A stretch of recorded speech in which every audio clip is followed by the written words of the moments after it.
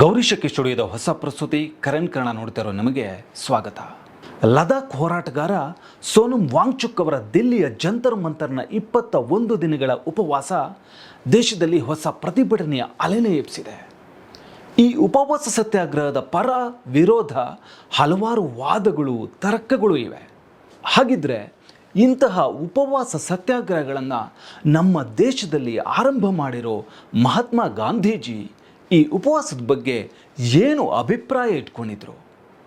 Doctor BR Ambedkar ಅವರು ಯಾಕೆ ಕೆಲವೊಮ್ಮೆ ಈ ಉಪವಾಸ ಸತ್ಯಾಗ್ರಹಗಳನ್ನು ವಿರೋಧಿಸ್ತಾ ಇದ್ರು ಅನ್ನೋದೇ ನಮ್ಮ ಇವತ್ತಿನ ಸ್ಟೋರಿ, ಉಪವಾಸ ಈ ಕಣ್ಣಿಗೆ. ಬ್ರಿಟಿಷ್ ಸರ್ಕಾರ 1932ರಲ್ಲಿ ಶೆಡ್ಯೂಲ್ಡ್ ಕಾಸ್ಟ್ನ ಸಮುದಾಯಕ್ಕೆ ಒಂದು ವಿಶೇಷವಾದ ಅವಕಾಶ ನೀಡಿತು. ಏನಪ್ಪ ಈ ಅವಕಾಶ ಅಂತಂದರೆ, ಶೆಡ್ಯೂಲ್ಡ್ ಕಾಸ್ಟ್ನ ಸಮುದಾಯಕ್ಕೆ ಒಂದು ಪ್ರತ್ಯೇಕ ಮತದಾರರ ಪಟ್ಟಿ ಮತ್ತು ಅಭ್ಯರ್ಥಿಯನ್ನು ಒಂದು ಅವಕಾಶ ನೀಡಿತು. ಅಂದರೆ ಒಂದು ಕ್ಷೇತ್ರದಲ್ಲಿ ಒಟ್ಟು 1 ಲಕ್ಷ ಮತದಾರರಿದ್ದಾರೆ ಅಂತ ಅಂದ್ಕೊಳ್ಳಿ. ಅದರಲ್ಲಿ ದಲಿತ ಮತದಾರರ ಸಂಖ್ಯೆ 20,000, ಇನ್ನು ಬೇರೆ ಸಮುದಾಯದ ಜನ 80,000 ಇದ್ದಾರೆ ಅಂತ ಅಂದ್ಕೊಳ್ಳಿ.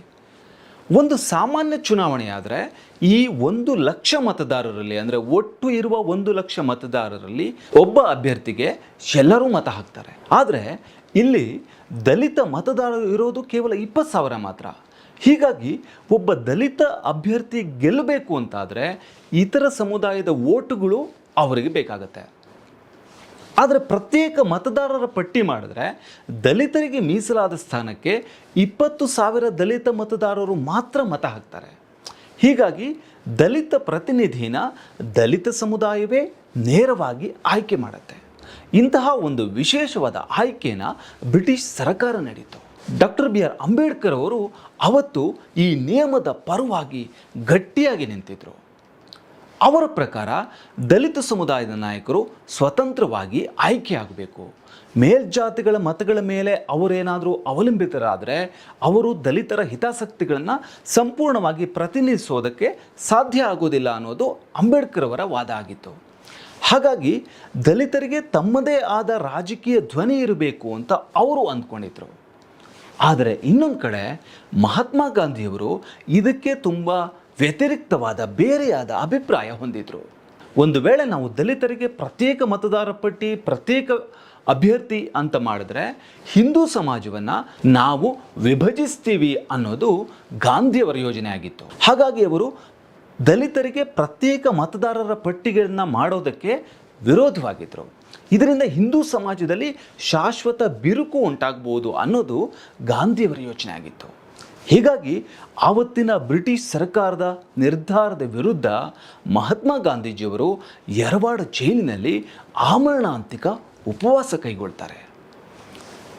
ದಿನ ಹೋಗ್ತಾ ಹೋಗ್ತಾ ಗಾಂಧಿಯವರ ಆರೋಗ್ಯ ಹದಗೆಡೋಕ್ಕೆ ಶುರುವಾಗುತ್ತೆ. ದೇಶಾದ್ಯಂತ ತುಂಬ ಆತಂಕ ಉಂಟು ಮಾಡುತ್ತೆ. ಗಾಂಧಿಯವರ ಜೀವ ಅಪಾಯದಲ್ಲಿದ್ದ ಕಾರಣ ಡಾಕ್ಟರ್ ಅಂಬೇಡ್ಕರ್ ಅವರ ಮೇಲೂ ಕೂಡ ಅಪಾರವಾದ ಸಾರ್ವಜನಿಕ ಮತ್ತು ರಾಜಕೀಯ ಒತ್ತಡ ಆ ಕಾಲದಲ್ಲಿ ನಿರ್ಮಾಣ ಆಗುತ್ತೆ. ಕೊನೆಗೆ ಹಲವು ಸುತ್ತಿನ ಮಾತುಕತೆಗಳ ನಂತರ 1932ರ ಸೆಪ್ಟೆಂಬರ್ 24ರಂದು ಗಾಂಧೀಜಿ ಮತ್ತು ಅಂಬೇಡ್ಕರ್ ನಡುವೆ ಒಂದು ಒಪ್ಪಂದಕ್ಕೆ ಸಿಗ್ನೇಚರ್ ಹಾಕ್ತಾರೆ. ಅದೇ ಪೂನಾ ಒಪ್ಪಂದ, ಪೂನಾ ಪ್ಯಾಕ್ಟ್ ಅನ್ನೋದು. ಈ ಒಪ್ಪಂದದ ಪ್ರಕಾರ ಪ್ರತ್ಯೇಕ ಮತದಾರರ ಪಟ್ಟಿ ಬದಲಿಗೆ ಅನುಸೂಚಿತ ಜಾತಿಗಳಿಗೆ ಸಾಮಾನ್ಯ ಚುನಾವಣೆಯಲ್ಲೇ ಮೀಸಲು ಸ್ಥಾನಗಳನ್ನು ನೀಡುವ ವ್ಯವಸ್ಥೆ ಜಾರಿಗೆ ಬರುತ್ತೆ. ಇಷ್ಟು ಮಾತ್ರ ಅಲ್ಲ, ಈ ಮೀಸಲು ಸ್ಥಾನಗಳನ್ನು ಏನು ನಿರ್ಧಾರ ಮಾಡಿದರೂ ಆ ಸಂಖ್ಯೆನ ಹೆಚ್ಚಿಸೋ ನಿರ್ಧಾರ ಕೂಡ ಇಲ್ಲಿ ನಡೆಯುತ್ತೆ. ಇದಾದ ಮೇಲೆ ಡಾಕ್ಟರ್ ಅಂಬೇಡ್ಕರ್ ಅವರು ತಮ್ಮ ಬರಹಗಳಲ್ಲಿ ಗಾಂಧಿಯವರ ಈ ಉಪವಾಸ ತಮ್ಮ ಮೇಲೆ ತೀವ್ರ ನೈತಿಕ ಒತ್ತಡ ತಂದಿತ್ತು ಅಂತ ಉಲ್ಲೇಖಿಸಿದ್ದಾರೆ. ಅಂಬೇಡ್ಕರ್ ಅವರ ನಂಬಿಕೆ ಪ್ರಕಾರ ಏನಪ್ಪ ಅಂತಂದರೆ, ರಾಜಕೀಯ ಸಮಸ್ಯೆಗಳು ಅದು ಯಾವುದೇ ಇರಲಿ, ಅದು ಒಂದು ತರ್ಕದ ಮೂಲಕ, ವಾದದ ಮೂಲಕ, ಸಂವಾದದ ಮೂಲಕ, ಒಂದು ಸಾಂವಿಧಾನಿಕವಾದ ವಿಧಾನಗಳ ಮೂಲಕ ಪರಿಹಾರ ಆಗಬೇಕು. ಅದಕ್ಕೆ ಯಾವುದೇ ಭಾವನಾತ್ಮಕ ಒತ್ತಡ ಅಥವಾ ಉಪವಾಸದ ಮೂಲಕ ರಾಜಕೀಯ ನಿರ್ಧಾರಗಳನ್ನು ಬದಲಾಯಿಸುವುದು ಪ್ರಜಾಪ್ರಭುತ್ವದಲ್ಲಿ ಸರಿಯಾದ ನಿರ್ಧಾರ ಅಲ್ಲ, ವಿಧಾನ ಅಲ್ಲ ಅನ್ನೋದು ಅಂಬೇಡ್ಕರ್ ಅವರ ಒಪಿನಿಯನ್ ಆಗಿತ್ತು.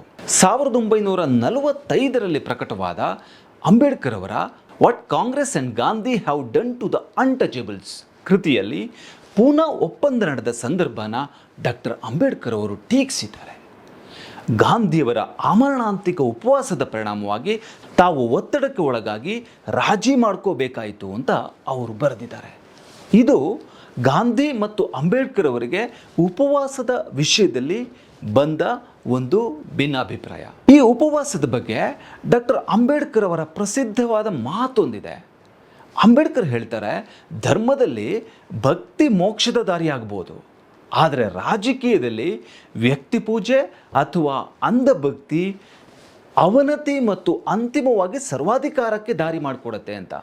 ಇನ್ನೊಂದು ಕಡೆ ಗಾಂಧೀಜಿಯವರು ಉಪವಾಸವನ್ನು ರಾಜಕೀಯ ಆಯುಧಕ್ಕಿಂತ ಹೆಚ್ಚಾಗಿ ಆತ್ಮಶುದ್ಧಿಯ ಸಾಧನ ಅಂತ ಪರಿಗಣಿಸಿದರು. ಹಾಗಾಗಿ ಅವರು ತುಂಬ ಮೌನ ವ್ರತಗಳನ್ನು ಮಾಡಿದ್ದೂ ಇದೆ. ಉಪವಾಸ ಅನ್ನೋದು ಕೇವಲ ದೇಹಕ್ಕೆ ಮಾತ್ರ ಅಲ್ಲ, ದೇಹ ಮತ್ತು ಮನಸ್ಸು ಎರಡರ ಶುದ್ಧಿಗಾಗಿ ಹಿಂದೂ ಧರ್ಮದಲ್ಲಿರ್ಬೋದು, ಮುಸ್ಲಿಂ ಧರ್ಮದಲ್ಲಿರ್ಬೋದು, ಜೈನರಲ್ಲಿರ್ಬೋದು ಮೊದಲಿನಿಂದನೂ ಉಪವಾಸ ನಡ್ಕೊಂಡೇ ಬಂದಿದೆ. ಹಾಗಾಗಿಯೇ ಗಾಂಧೀಜಿಯವರು ಹೇಳಿದ್ದು ಉಪವಾಸ ಎದುರಾಳಿಯನ್ನು ಸೋಲಿಸೋದಕ್ಕಲ್ಲ, ಅವನ ಮನಸ್ಸನ್ನು ಬದಲಿಸೋದಕ್ಕೆ ಅಂತ. ಅಹಮದಾಬಾದ್ನಲ್ಲಿ 1918ರಲ್ಲಿ ಜವಳಿ ಕಾರ್ಖಾನೆಯ ಮಾಲೀಕರು ಮತ್ತು ಕಾರ್ಮಿಕರ ನಡುವೆ ಸ್ಯಾಲ್ರಿ ಬಗ್ಗೆ ಒಂದು ದೊಡ್ಡ ಹೋರಾಟ ಶುರುವಾಗುತ್ತೆ. ಆಗ ಕಾರ್ಮಿಕರ ಪರವಾಗಿ ಗಾಂಧೀಜಿಯವರು ಸುಮಾರು 3 ದಿನಗಳ ಉಪವಾಸ ಸತ್ಯಾಗ್ರಹ ಮಾಡ್ತಾರೆ.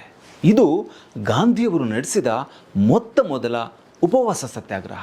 1924ರಲ್ಲಿ ಭಾರತದಲ್ಲಿ ಕೂಡ ಹಿಂದೂ ಮುಸ್ಲಿಂ ಗಲಾಟೆ ತುಂಬ ಜಾಸ್ತಿ ಆಗಿರುತ್ತೆ.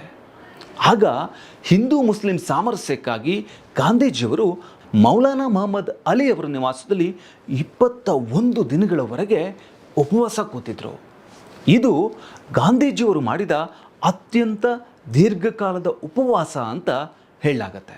ಈಗ ಲದಾಖ್ ಹೋರಾಟಗಾರ ಸೋನಂ ವಾಂಗ್ಚುಕ್ ಅವರು ಮೊನ್ನೆ ಆಸ್ಪತ್ರೆ ಸೇರೋ ಮೊದಲು ಜಂತರ್ ಮಂತರ್ನಲ್ಲಿ 21 ದಿನಗಳ ಕಾಲ ಉಪವಾಸ ಮಾಡಿದ್ದಾರೆ. ನಮ್ಮ ದೇಶದಲ್ಲಿ ಸುದ್ದಿಯಾದ ಇನ್ನೊಂದು ದೊಡ್ಡ ಉಪವಾಸ ಅಂದರೆ ಅದು ತೆಲುಗು ಭಾಷೆಯವರಾದ ಪೊಟ್ಟಿ ಶ್ರೀರಾಮುಲು ಅವರದ್ದು. 1952ರಲ್ಲಿ ಅವರು ಎಷ್ಟು ದಿವಸ ಉಪವಾಸ ಮಾಡಿದ್ರು ಗೊತ್ತಾ? 10 ಅಲ್ಲ 20 ಅಲ್ಲ 57 ದಿನಗಳ ಕಾಲ ಪೊಟ್ಟಿ ಶ್ರೀರಾಮುಲು ಅವರು ತೆಲುಗರಿಗೆ ಪ್ರತ್ಯೇಕ ರಾಜ್ಯ ಬೇಕು ಅಂತ ಉಪವಾಸ ಮಾಡ್ತಾರೆ. ಆದರೆ ಆಗ ಪ್ರಧಾನಿಯಾಗಿದ್ದ ಜವಾಹರ್ಲಾಲ್ ನೆಹರು ಅವರು ಇದಕ್ಕೆ ಸೊಪ್ಪು ಹಾಕೋದೇ ಇಲ್ಲ. 57 ದಿನಗಳ ಕಾಲ ಉಪವಾಸ ಮಾಡಿದ ಪೊಟ್ಟಿ ಶ್ರೀರಾಮುಲು ಅವರು 58ನೇ ದಿನ ತೀರೋಗ್ತಾರೆ. ಆಂಧ್ರ ಪ್ರದೇಶದ ಆ ಭಾಗದಲ್ಲಿ ಜನ ದಂಗೆ ಹೇಳ್ತಾರೆ. ಇದಾದ ಮುಂದಿನ ವರ್ಷದಲ್ಲಿ ನೆಹರು ಅವರು ಪ್ರತ್ಯೇಕ ರಾಜ್ಯದ ಘೋಷಣೆ ಮಾಡ್ತಾರೆ. ನಂತರದ ಕೆಲವು ವರ್ಷಗಳಲ್ಲಿ ಅಂದರೆ 1956ರಲ್ಲಿ ಭಾಷಾ ಆಧಾರದಲ್ಲಿ ಎಲ್ಲ ರಾಜ್ಯಗಳ ಘೋಷಣೆ ಆಗುತ್ತೆ. ಆದರೆ ಮೊದಲ ಬಾರಿಗೆ ಭಾಷಾ ಆಧಾರದಲ್ಲಿ ಪೊಟ್ಟಿ ಶ್ರೀರಾಮುಲು ಅವರ ಉಪವಾಸ ಸತ್ಯಾಗ್ರಹದ ಕಾರಣ ರಾಜ್ಯವಾಗಿ ಘೋಷಣೆಯಾಗಿದ್ದು ತೆಲುಗು ರಾಜ್ಯ ಆಂಧ್ರ ಪ್ರದೇಶ. ಇನ್ನು ನಮಗೆಲ್ಲ ನೆನಪಿರಬಹುದು, 2011ರಲ್ಲಿ ಅಣ್ಣಾ ಹಜಾರೆ ಅವರು ಲೋಕ್ಪಾಲ್ ಕಾಯ್ದೆ ಜಾರಿಗೆ ಆಗ್ರಹಿಸಿ ದೆಹಲಿಯ ರಾಮಲೀಲಾ ಮೈದಾನದಲ್ಲಿ ಹೋರಾಟ ಮಾಡಿತು. ಭ್ರಷ್ಟಾಚಾರ ವಿರೋಧಿ ಚಳವಳಿಯಲ್ಲಿ 13 ದಿನಗಳ ಕಾಲ ಅಣ್ಣಾ ಹಜಾರೆಯವರು ಉಪವಾಸ ಸತ್ಯಾಗ್ರಹ ಮಾಡಿದರು. ಇನ್ನೊಂದು ನಮ್ಮ ದೇಶದಲ್ಲಿ ನಡೆದ ಒಂದು ದೊಡ್ಡ ಉಪವಾಸ ಸತ್ಯಾಗ್ರಹ ಅಂತಂದರೆ ಅದು ಅಸ್ಸಾಂನಲ್ಲಿ ನಡೆದಿತ್ತು. 2000 ನವೆಂಬರ್ 2ರಂದು ಮಣಿಪುರದ ಮಲೋಮ್ನಲ್ಲಿ ಅಸ್ಸಾಂ ರೈಫಲ್ ಸಿಬ್ಬಂದಿಯ ಗುಂಡಿನ ದಾಳಿನಲ್ಲಿ 10 ನಾಗರಿಕರು ಮೃತಪಟ್ಟರು ಅನ್ನೋ ಆರೋಪ ಬಂದಿತ್ತು. ಆಗ ಮಣಿಪುರದ ಮಾನವ ಹಕ್ಕುಗಳ ಹೋರಾಟಗಾರ್ತಿ ಇರೋಮ್ ಶರ್ಮಿಳಾ ಅವರು ಪ್ರತಿಭಟನೆ ಆರಂಭಿಸ್ತಾರೆ. ಅವರ ಪ್ರಮುಖ ಬೇಡಿಕೆ ಇದ್ದಿದ್ದು 1958ರ ಆರ್ಮ್ಡ್ ಫೋರ್ಸಸ್ ಆ್ಯಕ್ಟನ್ನು, ಅಂದರೆ ಅವರಿಗಿದ್ದ ಸ್ಪೆಷಲ್ ಪವರ್ಸನ್ನು ರದ್ದುಗೊಳಿಸೋದು ಇವರ ಬೇಡಿಕೆಯಾಗಿತ್ತು. ಇದಕ್ಕಾಗಿ ಇರೋಮ್ ಶರ್ಮಿಳಾ 16 ವರ್ಷಗಳ ಕಾಲ ಅಂದರೆ 2000ರಿಂದ 2016ನೇ ಇಸ್ವಿ ತನಕ ಉಪವಾಸ ಸತ್ಯಾಗ್ರಹ ಮಾಡಿದ್ರು. ಈ 16 ವರ್ಷಗಳಲ್ಲಿ ಅವರಾಗಿ ಯಾವತ್ತೂ ಆಹಾರ ಸೇವಿಸಲೇ ಇಲ್ಲ. ಆತ್ಮಹತ್ಯೆ ತಡೆಯೋ ಕಾನೂನುಗಳ ಅಡಿಯಲ್ಲಿ ಅವರನ್ನು ಹಲವು ಬಾರಿ ಬಂಧಿಸಿ ಆಸ್ಪತ್ರೆಯಲ್ಲಿಟ್ಟು ಮೂಗಿನ ಮೂಲಕ ಟ್ಯೂಬ್ ಮೂಲಕ ಬಲವಂತವಾಗಿ ಅವರಿಗೆ ದ್ರವ ಆಹಾರ ನೀಡಲಾಗ್ತಾ ಇತ್ತು. ಇದು ವಿಶ್ವದ ಅತ್ಯಂತ ದೀರ್ಘ ಉಪವಾಸ ಸತ್ಯಾಗ್ರಹಗಳಲ್ಲಿ ಒಂದು. ಉಪವಾಸ ಈ ಕಣ್ಣಿಗೆ ನೀ ಚೂರು ಮರೆಯಾದರೆ, ವನವಾಸ ಕೈಗಳಿಗೆ ಈಗ ಅರೆಗಳಿಗೆ ದೂರ ನೀ ನಿಂತರೆ. ಇದು ಯಶ್ ಅವರ ಮಿಸ್ಟರ್ ಆ್ಯಂಡ್ ಮಿಸಸ್ ರಾಮಾಚಾರಿ ಸಿನಿಮಾಗೆ ಗೌಸ್ ಪೀರ್ ಅವರು ಬರೆದ ಹಾಡು. ನೀವು ಕೇಳಿರ್ತೀರ, ಉಪವಾಸವನ್ನು ತುಂಬ ರೊಮ್ಯಾಂಟಿಸೈಸ್ ಮಾಡಿ ಹೇಳಿರುವಂಥ ಹಾಡಿದು. ಆದರೆ ಈ ಮಾನಸಿಕವಾದ ಉಪವಾಸಕ್ಕಿಂತೆಲ್ಲ ಈ ದೈಹಿಕ ಉಪವಾಸದ ಅಥವಾ ಯಾವುದೇ ರೂಪದ ದೇಹದಂಡನೆಯ ಹೋರಾಟ, ಅದು ಹೋರಾಟ ಆಗಲಿ ಭಕ್ತಿ ಆಗಲಿ ತುಂಬ ದೊಡ್ಡದು ಅಂತ ಅನ್ಸಲ್ವಾ?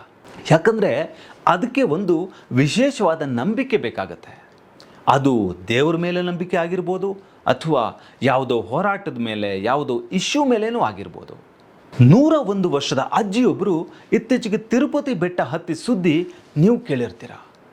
ಶಿವರಾತ್ರಿ ಸಂದರ್ಭದಲ್ಲಿ ಸಾವಿರಾರು ಭಕ್ತರು 300ಕ್ಕೂ ಹೆಚ್ಚು ಕಿಲೋಮೀಟರ್ಗಳನ್ನು ಬರಿಗಾಲಲ್ಲಿ ನಡೀತಾ ಧರ್ಮಸ್ಥಳ ಕ್ಷೇತ್ರಕ್ಕೆ ಪಾದಯಾತ್ರೆ ಮಾಡಿರೋದು ನೀವು ನೋಡಿರ್ತೀರ.